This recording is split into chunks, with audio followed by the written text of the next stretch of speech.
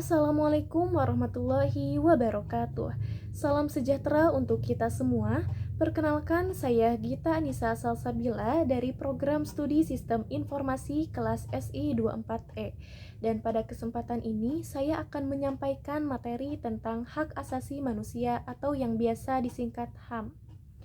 Baik, pembahasan yang pertama yaitu pengertian hak asasi manusia. Apa itu hak asasi manusia?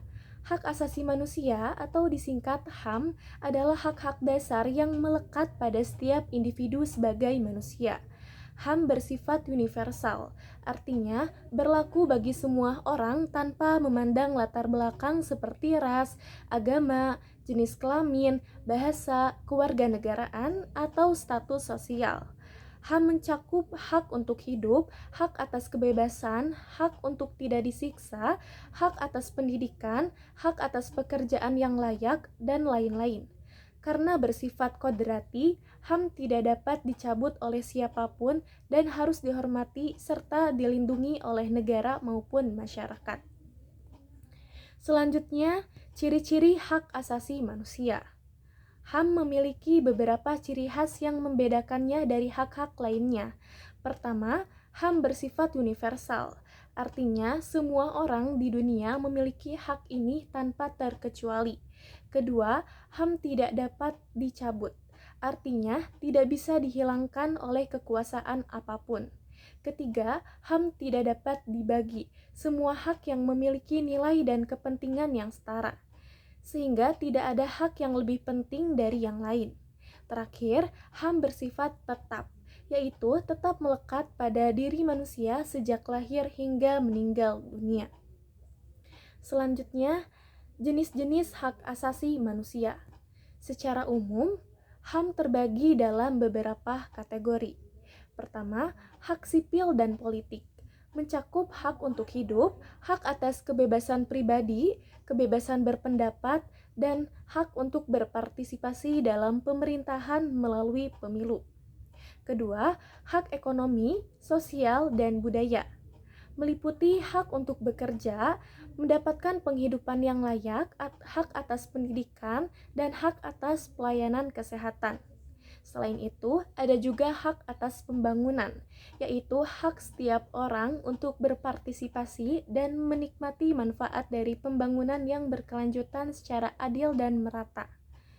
Selanjutnya, contoh pelanggaran hak asasi manusia.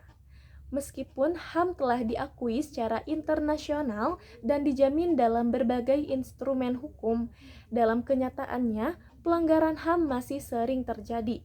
Beberapa contoh pelanggaran HAM adalah pembunuhan tanpa proses hukum atau extrajudicial killing, penyiksaan terhadap tahanan, diskriminasi berdasarkan ras, agama, atau gender, serta pelarangan terhadap kebebasan berekspresi, perdagangan manusia, eksploitasi anak, dan kekerasan dalam rumah tangga juga termasuk dalam pelanggaran HAM. Pelanggaran ini bisa dilakukan oleh negara, kelompok tertentu, maupun individu. Baik, selanjutnya penegakan HAM di Indonesia. Di Indonesia, perlindungan dan penegakan HAM diatur dalam berbagai regulasi, seperti Undang-Undang Dasar 1945, Pasal 28A sampai 28J, dan Undang-Undang Nomor 39 Tahun 1999 tentang Hak Asasi Manusia. Pemerintah juga membentuk beberapa lembaga seperti Komisi Nasional Hak Asasi Manusia atau Komnas HAM, Lembaga Perlindungan Saksi dan Korban atau LPSK, serta Pengadilan HAM. Namun, dalam praktiknya masih banyak tantangan seperti lemahnya penegakan hukum, kurangnya kesadaran masyarakat terhadap HAM, serta masih adanya budaya impunitas di berbagai sektor. Baik, selanjutnya pentingnya menjaga dan menegakkan HAM. Menjaga dan menegakkan HAM sangat penting untuk menciptakan kehidupan yang adil, damai, dan beradab. Negara yang menjunjung tinggi HAM cenderung lebih stabil dan harmonis karena rakyatnya merasa dihargai dan dilindungi.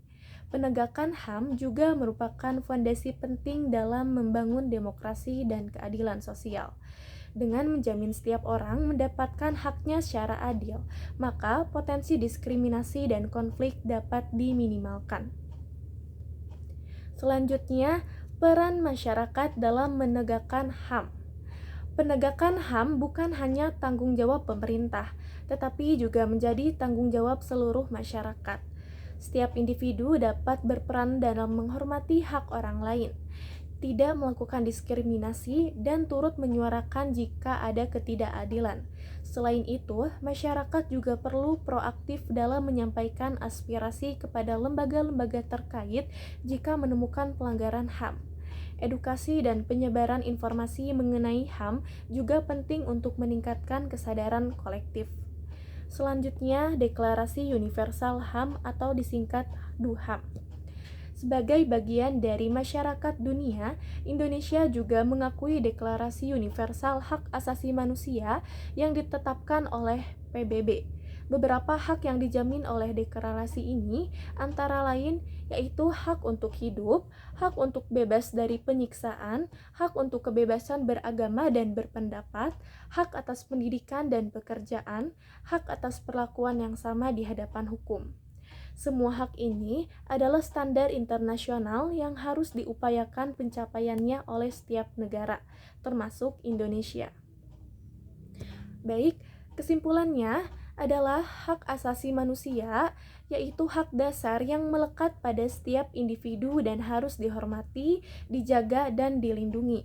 Penegakan HAM membutuhkan peran serta dari semua pihak, termasuk negara dan masyarakat.